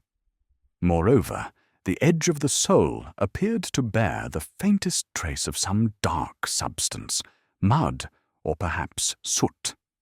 "The Grey Lady, it seems, favours earthly leather," Holmes remarked, "and she is careless of her footwear. That notch will serve us." He moved along the gallery, scanning the floor and walls. At the spot where the apparition had raised its arm, he halted before the arched recess. It was perhaps 3 feet deep and contained a narrow, leaded window now shuttered against the winter air. Holmes ran his hand along the stonework, then turned his attention to the panelling on either side. "Note, Watson, the draught at your ankles," he said. "Yet the window is tight shut, and the corridor behind us is free from such current. Air does not move without cause. There must be some communication with the outer atmosphere here, some channel by which both air and sound may travel." He drew out his magnifying lens and inspected the junction of panel and wall. I saw his long forefinger pause at a point where the wood was faintly scuffed. "Here is where Our Lady halts, night after night, to deliver her silent denunciation," he murmured. "But to whom is it addressed? To Sir Rupert, or to something behind this panel?" We were interrupted by the arrival of Hales, the steward, whose pallid face showed signs of a sleepless night.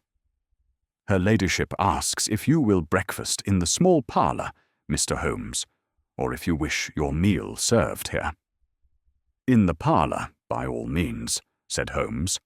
"I never refuse good coffee when confronting bad ghosts. Tell me, Mr. Hales, how long have you served the Wintermere family?" "7 years, sir," Hales replied. "I was brought in to put the estate's affairs in order. Sir Rupert, if I may say so, had been somewhat lax in such matters." "Indeed? And have you found Wintermere Hall profitable to manage?" Hales blinked. "Profitable, Mr. Holmes?" "I refer to the estate," Holmes said, with an air of innocence. "Do the farms, the tenancies, and so forth, yield a comfortable surplus, or is Sir Rupert obliged to draw upon his capital?" "There has been a deficit of late," Hales admitted reluctantly. "Rents have fallen, repairs have been necessary, but I do my utmost to protect Sir Rupert's interests." "I am sure you do," said Holmes. "Pray do not let us delay the coffee." During breakfast he drew from various members of the household such fragments of information as they possessed regarding the legend of the Grey Lady and the recent manifestations. Mrs. Pritchard, the housekeeper, was particularly vehement. "It's not to be wondered at, sir," she declared, "seeing what's gone on in this house in years past.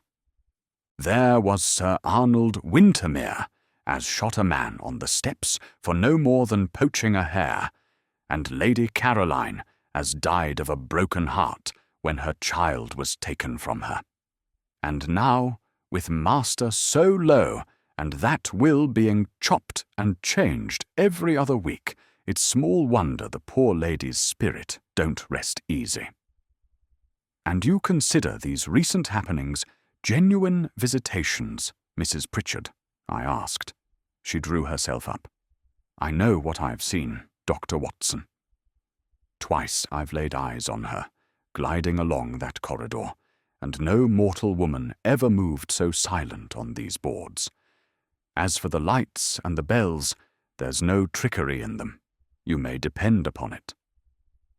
Holmes only smiled faintly and helped himself to another slice of toast. The day was spent in a thorough examination of the house.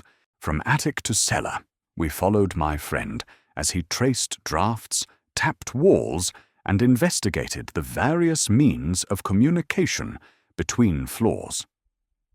The east wing, which contained our rooms, Sir Rupert's suite, and the haunted gallery, proved particularly interesting.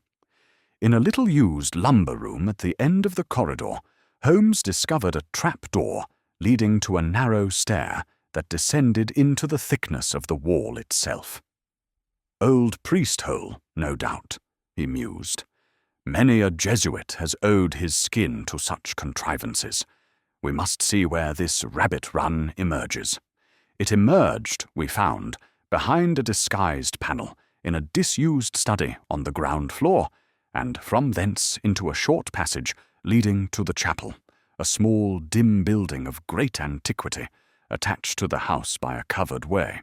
The chapel smelt of stone, cold and old, and here again a subtle current of air betrayed some hidden opening. "You observe, Watson," Holmes said, "how admirably constructed this place is for the production of ghostly effects.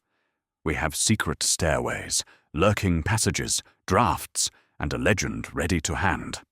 Add a sheet, a little phosphorescent paint, and an active imagination, and your grey lady is complete. Then you are convinced that someone in the house is personating this apparition. Convinced? Number? Strongly inclined? Yes. There remains the question of motive. That is the keystone. Once we know who profits by Sir Rupert's terror, we shall know whose boot left that notched impression in my ash." Towards evening we walked down to the village, a cluster of stone cottages under the lee of a hill. At the inn, over hot punch, Holmes engaged the landlord in easy conversation, and soon had him retailing all he knew, or thought he knew, of the Wintermere family and their affairs. From this source we learned that Sir Rupert was widely regarded as close-fisted but just, that Lionel was well-liked, though somewhat gloomy, that Captain Felton was considered a hard man with a soft tongue, and that Hales, the steward, was generally disliked as a skinflint and a spy.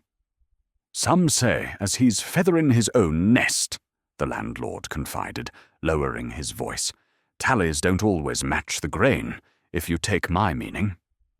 But what can a man do? He's got Sir Rupert's ear, and if you cross him, you'll not see your lease renewed." As we returned along the frozen lane, night already closing in, I remarked upon this piece of gossip. "You suspect Hales?" I asked. "I suspect an intelligence sufficiently acute to manipulate figures," Holmes replied. "An aptitude for double-entry bookkeeping is often accompanied by a taste for other forms of duplication. But suspicion is not proof. There is also our gallant captain, whose income, I gather, has not kept pace with his tastes. You think Felton might—" "I think," said Holmes, "that it is unwise to exclude any man from our calculations until we have tested his alibi. Tonight, Watson, we shall keep watch again. I have a small experiment in mind. That second vigil is fixed in my memory with particular vividness. The wind had risen, snow beat fitfully against the windows, and somewhere deep in the house a door banged at intervals like a distant gun. Holmes had requisitioned several candles, some sheets of paper, and a small bottle of some pungent chemical, which he kept close at hand. Once more we sat in the darkened gallery. Holmes had laid a fresh sprinkling of ash across the boards at intervals, and on either side of the arched recess he had affixed to the panelling narrow strips of white paper. "Phosphorus, Watson," he explained in a whisper. "Harmless in itself, but it reacts interestingly to certain vapours. If our ghost employs any luminous preparation, I hope to learn its composition." The hours crawled by.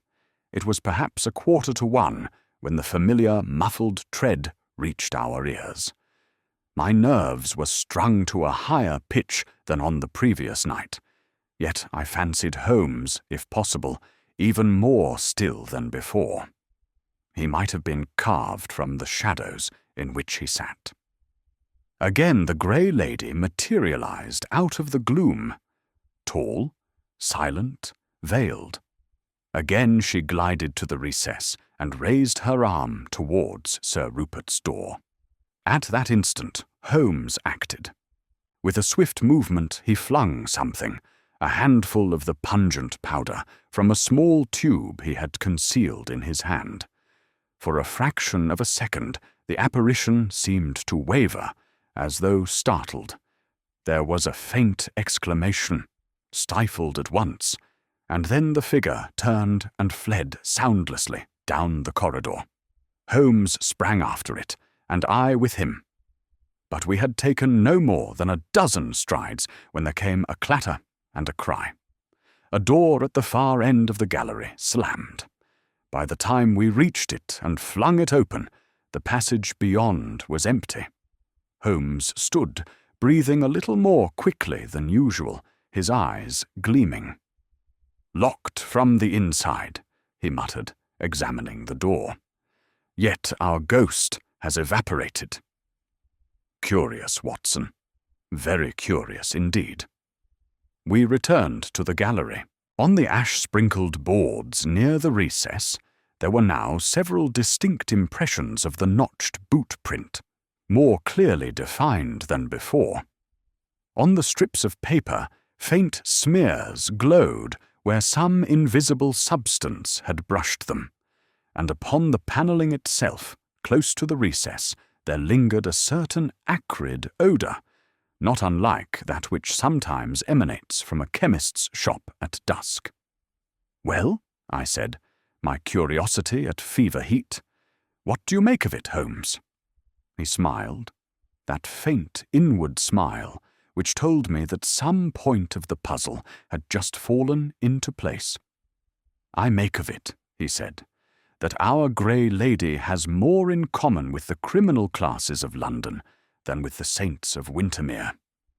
I also make of it that tomorrow I must trouble the local constabulary for a pair of handcuffs and perhaps a willing officer. We are very close, Watson. Very close indeed. But there is still a danger to be reckoned with, and I fear it may come sooner than we care to think." His words were prophetic. For before the next night fell, Wintermere Hall was shaken by an event that turned suspicion into urgency, and transformed our investigation from a curious inquiry into a struggle against time itself. Chapter 4. The Man Behind the Ghost. The event to which I refer occurred in the late afternoon of the following day. Holmes had been absent for several hours, having announced his intention of testing a hypothesis in the village. I, left to my own devices, had spent the time in conversation with Lady Alice, who, despite her anxiety, bore her troubles with a courage that greatly impressed me. It was she who first raised the question we all dreaded to voice. "Dr. Watson," she said quietly, as we sat in the morning room overlooking the frozen mere, "if these manifestations continue, do you believe they may actually kill my husband? His condition is undoubtedly precarious," I replied. "In such a state, a sudden shock, frequently repeated, may very well prove fatal. That is why Mr. Holmes is taking this affair so seriously. Then someone who wished Rupert ill, someone who wished him dead, might conceivably use these legends as a weapon." Her hands tightened on the embroidery she held. "I would not go so far as that," I said cautiously.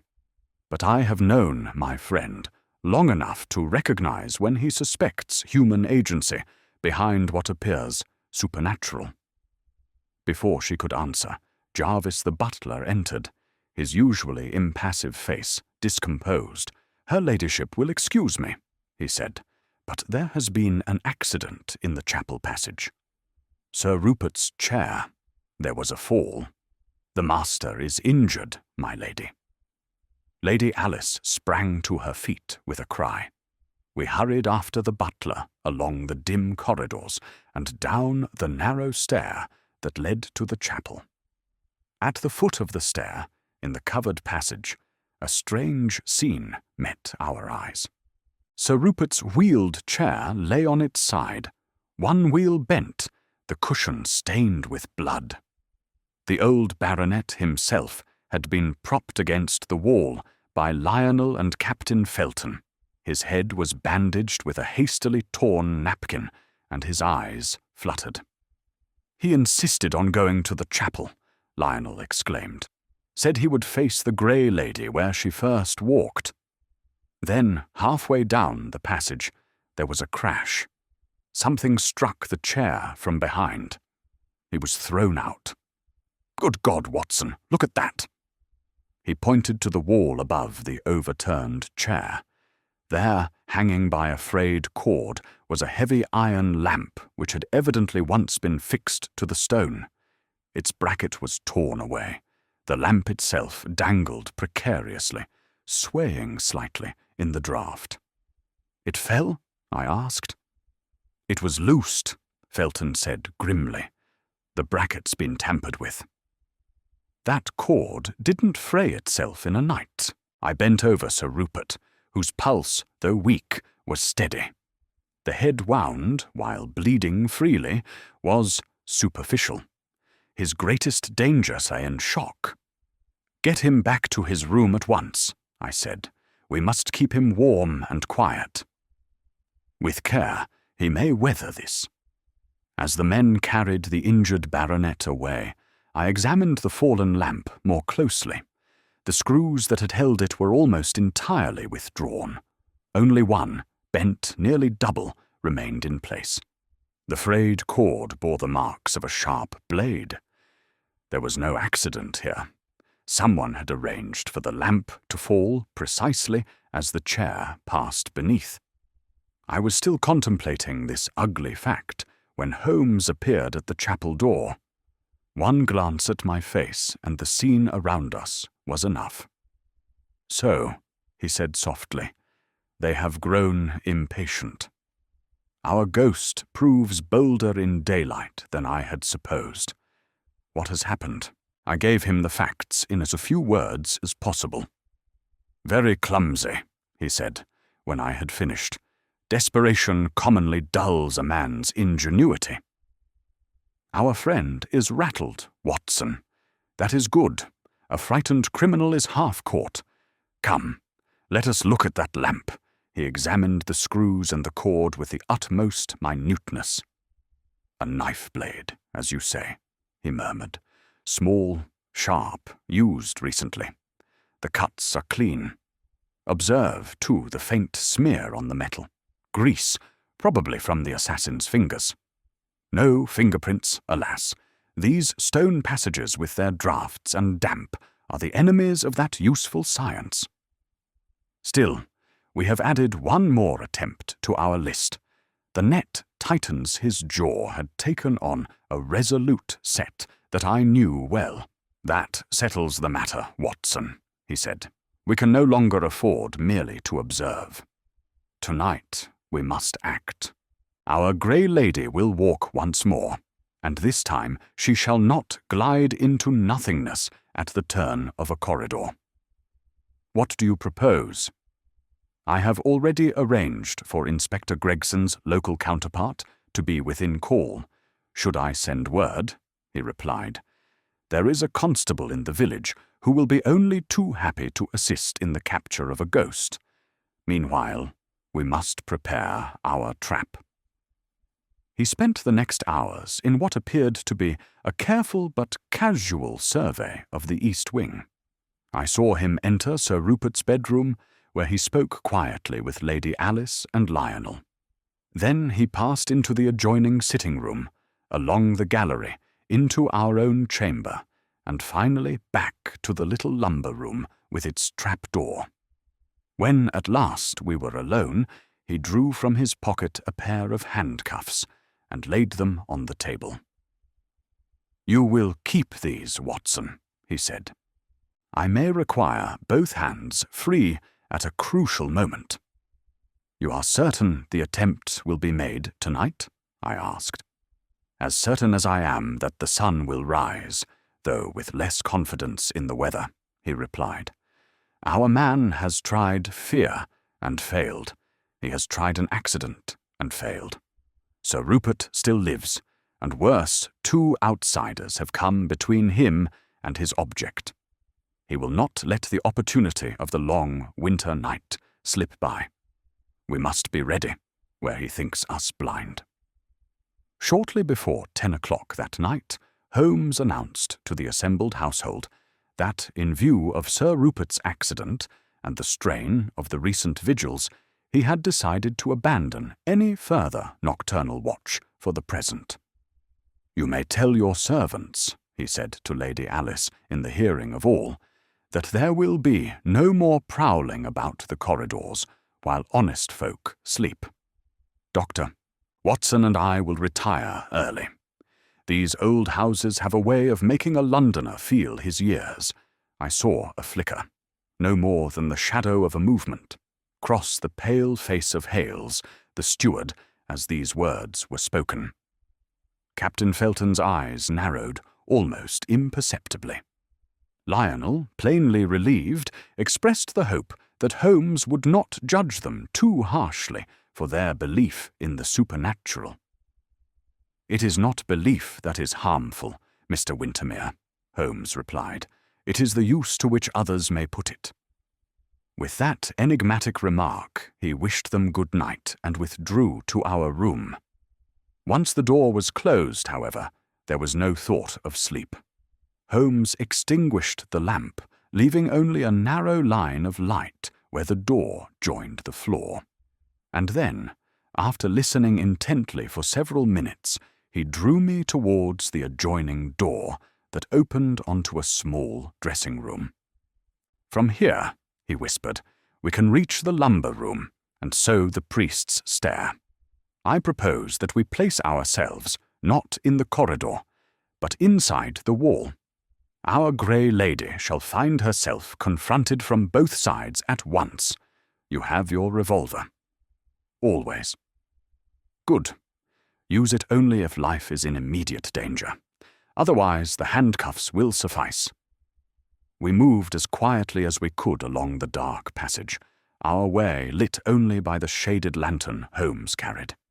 The trapdoor in the lumber-room creaked faintly as we raised it, but the sighing of the wind in the chimneys covered the sound. The stair within was narrow and steep, the air stale with centuries of dust. At length we reached a small concealed door, which Holmes had earlier demonstrated, opened into the panelling near the arched recess. Through a minute crack we could see a sliver of the gallery beyond, dimly lit by a single candle. "Now we wait," he murmured. "Time has seldom seemed so long to me." The blood beat in my ears. The cold of the stone leached through my boots. Once, faintly, the clock below struck 12. Somewhere a dog barked, then ceased. At last the sound we awaited came, the soft measured tread in the distance, approaching. The grey lady, punctual as ever, had begun her rounds. Through the crack I saw her emerge from the far end of the gallery, a tall, veiled shape gliding towards us. She moved with that same unnerving smoothness, as of someone practiced in walking in darkness. As before, she paused at the recess and raised her arm towards Sir Rupert's door. "Now, Watson," Holmes breathed, We burst through, flinging the concealed panel wide. At the same instant, a second figure leaped from the shadow of a doorway opposite, where Holmes had, unknown to me, arranged for a village constable to conceal himself. For a moment there was a confusion of flying draperies, a hoarse exclamation, and a struggle. The Grey Lady, far from dissolving into mist, proved to possess the solidity of a healthy adult. He, fought like a cornered rat. "Hold his arms, man," Holmes cried. "Watson, the cuffs!" Between us we bore our struggling captive to the floor. The veil was torn away, the grey garments twisted. When at last he lay panting, his wrists secured by the steel, the pale, contorted face that glared up at us was that of Jonas Hales, the steward. Holmes's lantern threw its beam over the disordered figure. Beneath the grey cloak, Hales wore a dark suit. A small bottle had spilled from his pocket, exuding a faint, sickly luminosity where it stained the cloth. On his feet were boots, whose soles bore the distinctive notch we had traced in the ash. "So, Mr. Hales," Holmes said quietly, "the accounts of Wintermere Hall were not the only things you have been juggling." The man's lips worked, but no sound came. There was sweat on his forehead, though the corridor was cold. "You fools!" he gasped at last. "You don't know what you're meddling with." "It's bigger than any of you." Holmes cut him short. "On the contrary," he replied, "it is exactly the right size for a cell in the local jail. I do not, however, flatter you that you are the sole author of this little drama. You lack the imagination. There is a mind behind yours, one that conceived the plan while you executed it. Fortunately, I believe we shall have the pleasure of its owner's company very shortly." Even as he spoke, there came a stir at the far end of the gallery. Pale faces peered from half-open doors. The commotion of the struggle had roused the house. Among the first to arrive were Lionel Wintermere, in a dressing-gown hastily thrown over his nightclothes, and Captain Mark Felton, booted and fully dressed, a fact that did not escape either my notice or Holmes's. "What in God's name?" Lionel began, staring at the scene. Holmes straightened, his tall figure dominating the narrow corridor. "What you see, Mr. Wintermere," he said, "is the Grey Lady of your ancestral legends, stripped of her finery. I fear you will find she owes more to your steward's accounts book than to any supernatural agency. But this is not the place for explanations. If you will be so good as to accompany us to the drawing-room, I think we can there lay not only your ghosts, but some very human devils as well." Thus, with the shrieking servants quelled, Hales secured between the constable and myself, and Captain Felton regarding us with a singularly fixed expression, we adjourned to the great room below. The fire there had burned low, the curtains billowed in the wind, and the portraits of the Wintermere family looked down upon us with the same haughty indifference to mortal affairs that they had displayed for generations. Holmes took his place upon the hearthrug, his eyes keen and cold. The stage was set for what I knew would be one of those remarkable expositions in which he delighted, a reconstruction of events that would, I hoped, at last make plain the web in which Wintermere Hall had been so nearly ensnared. As I looked around at the anxious, drawn faces, Lady Alice's pale but resolute, Lionel's strained, Felton's inscrutable, and Hales's sullen and defeated, I felt that we had reached the sharpest point of the affair. Whatever lay behind the Grey Lady and her ghastly promenade, it would now stand revealed in the clear light of Holmes's relentless reason. Chapter 5. Holmes explains the Ghosts of Wintermere. There is, to my mind, no more dramatic scene than that in which Sherlock Holmes, having patiently gathered his facts and spun his inferences, at last draws aside the curtain and confronts his audience with the naked truth. So it was now in the drawing-room of Wintermere Hall.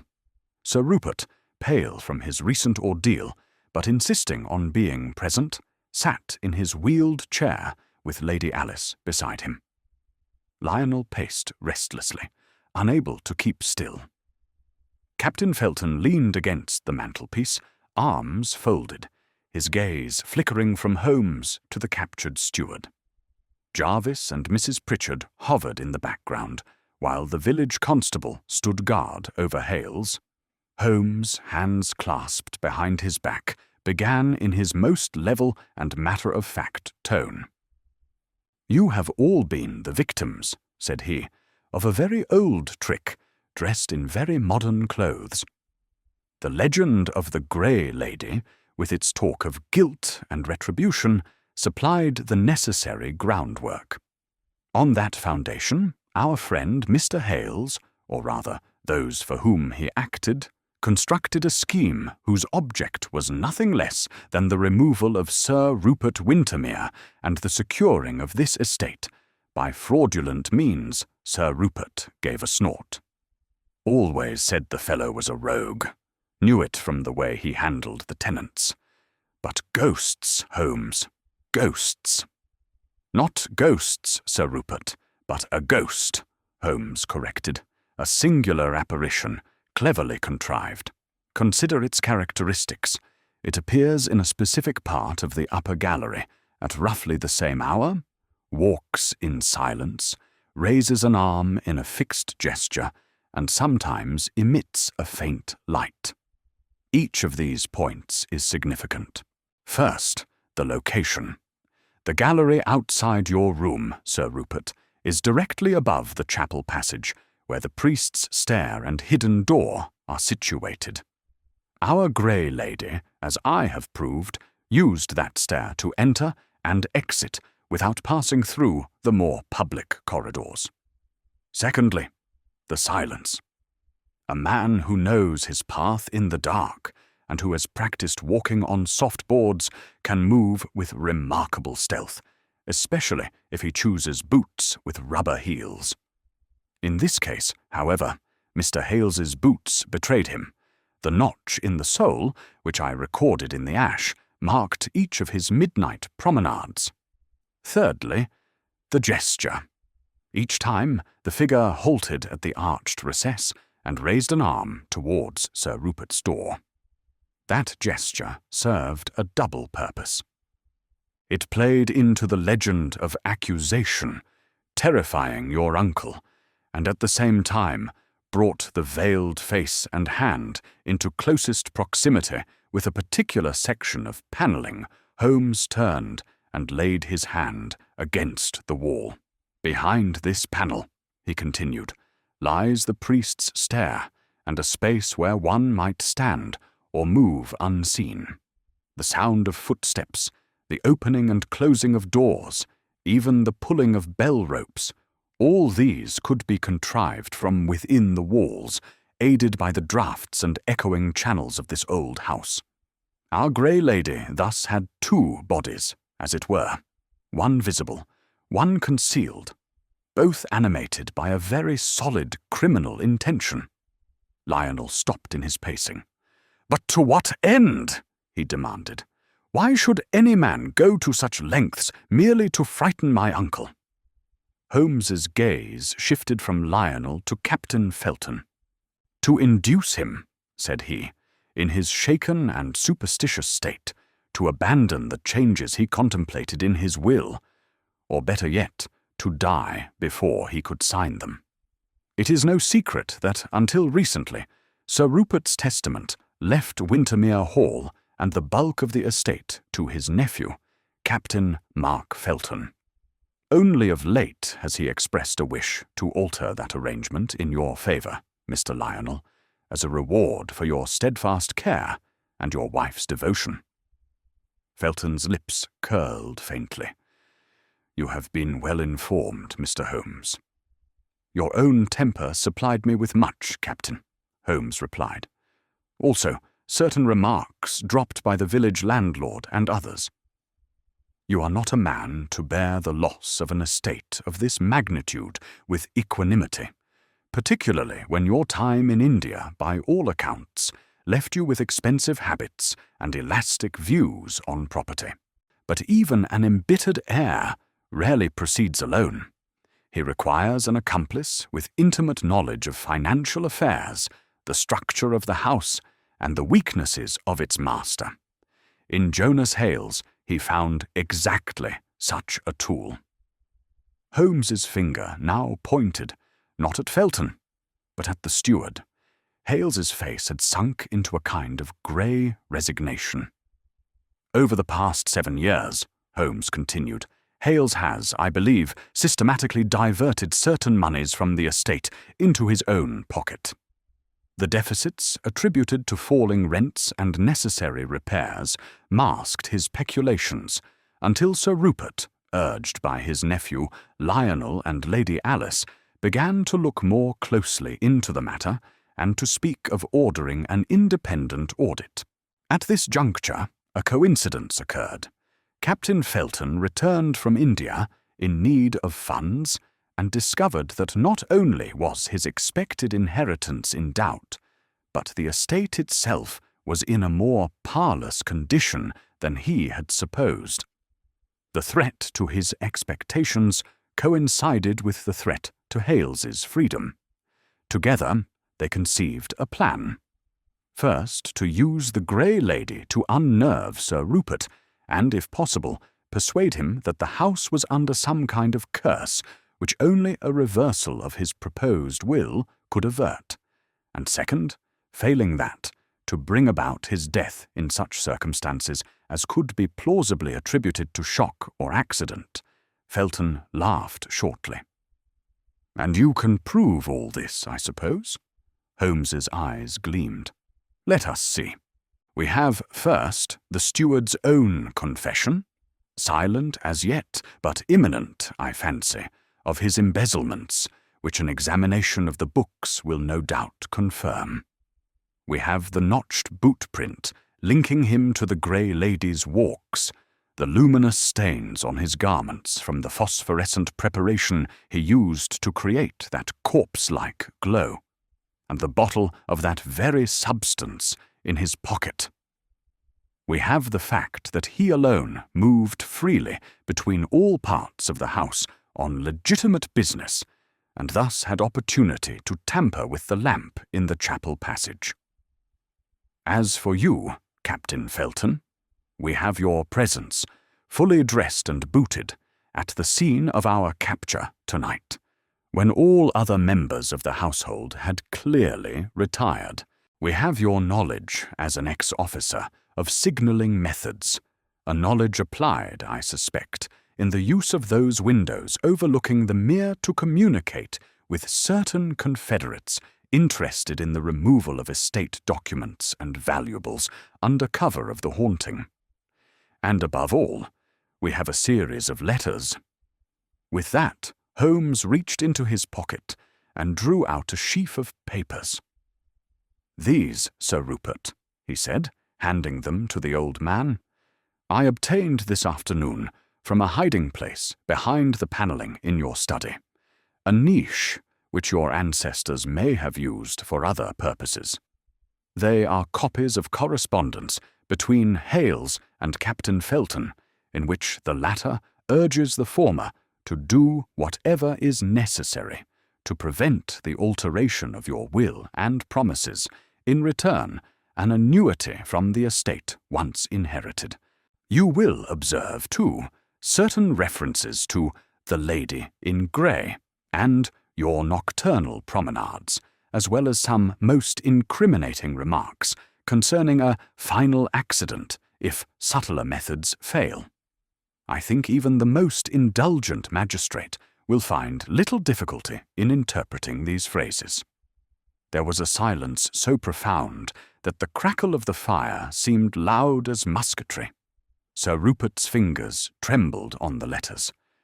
"Mark," he whispered, "is this true?" My own sister's son. Felton's composure, which had held until then, suddenly cracked. His face flushed a dull, congested red. "What would you have had me do?" he burst out.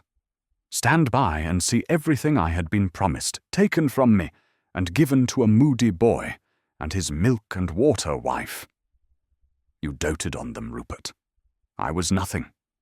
A soldier to be used and thrown aside. Hales came to me first, warned me the estate was sinking under your nose. If you died before you signed that damned new will, there would still be something left to salvage. For both of us." Hales uttered a strangled sound. "You dragged me into this, Mark," he cried. "You and your grand talk of ghosts and legends. I only wanted time to put the books in order, to cover what I'd taken. You pushed for more. It was you who loosened the lamp screws. I only frayed the cord. You—" Holmes raised a hand. "Enough," he said. "You are very free with your tongues, gentlemen, for men in your position. I fancy the local inspector will be delighted with such cooperative suspects. Constable, if you will be so good as to take Mr. Hales into custody. Captain Felton, I need hardly remind you that, until the police have heard your statement, any attempt to leave the district will be regarded as an admission of guilt." Felton gave a harsh laugh, but made no move to resist as the constable stepped forward. His shoulders sagged. The fight seemed to go out of him all at once. Sir Rupert sank back in his chair, the lines in his face suddenly deeper, yet with a certain grim set to the jaw that I had not seen before. "So," he said slowly, "it was not the sins of my forefathers that walked this house, but the greed of my own blood and the dishonesty of my servant. Holmes, you have done me a service that no money can repay." "Nonsense, Sir Rupert," Holmes replied, with unusual warmth.